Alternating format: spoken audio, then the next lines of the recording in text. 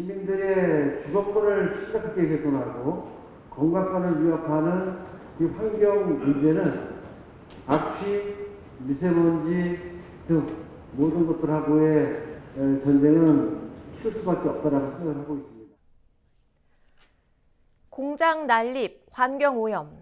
김포시에 드리워진 오명을 지우기 위해 민선 7기 김포시는 환경과의 전쟁을 선포했습니다. 이후 공장 입지를 줄이고 단속은 늘리는 초강도의 정책을 펼쳤는데요. 성과가 있었을까요? 정책 조명에서 짚어봅니다. 이세진 기자입니다. 1047곳. 지난해 김포시가 환경 관련 법을 어겼다고 판단해 행정조치를 내린 사업장 수입니다. 2년 전과 비교하면 2배 가까이 늘어난 수치죠. 반대로 줄어든 것도 있습니다. 지난해 김포시에 들어온 환경 관련 민원 수는 2,807건으로 똑같이 2년 전과 비교하면 절반 수준으로 줄어들었습니다. 단속이 늘어나자 민원이 줄어들었다. 환경과의 전쟁을 선포한 김포시의 정책 방향이 어느 정도 효과를 본 걸까요? 정책 조명, 김포시의 환경 정책 들여다봅니다.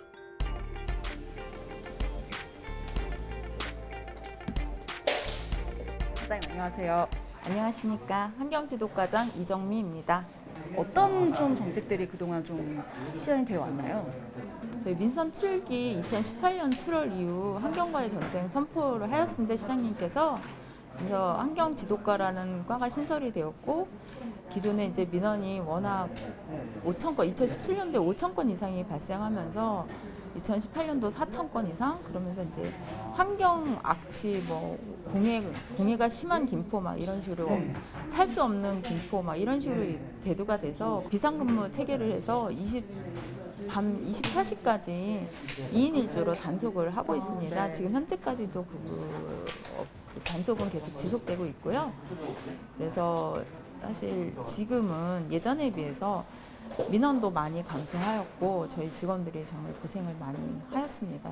단편적으로 보면 어느 정도 성과가 있었다고 또 볼 수도 있을 것 같은데 반대로 또 예상치 못한 반응들도 있었잖아요. 뭐 기업들의 반대나 이런 것들도 있었던 것 같은데 좀 애로사항이 있었다면 어떤 것들이 있을까요?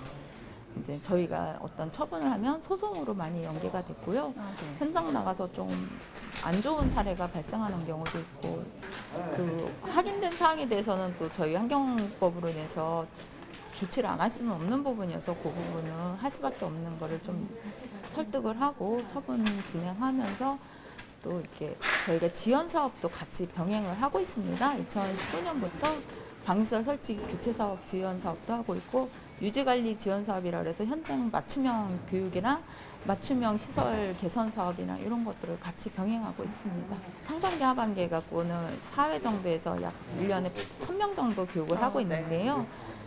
저희가 단속 나갔을 때 걸리지 않게끔 어떤 법을 준수하게끔 어떤 법을 준수해야 되는지 어떻게 시설을 운영하시는 게 좋은지에 대한 교육을 하고 있는데 2020년도에는 코로나19로 인해서 실질적으로 집합교육이 좀 어려워졌습니다. 그래서 저희 직원들이 서로 고민하면서 영상을 4편을 제작했습니다. 그래서 김포시 홈페이지 들어가시면 환경교육 페이지가 있는데 그걸 클릭하시면 한 편당 5분 정도면 받을 수 있는데 꼭 필요한 내용으로 알차게 준비했습니다. 치과에서 직접 제작하신 네, 거죠? 저희가 직접 제작을 했습니다. 그리고 저희 직원들이 직접 나레이션도 해갖고는 만들었습니다.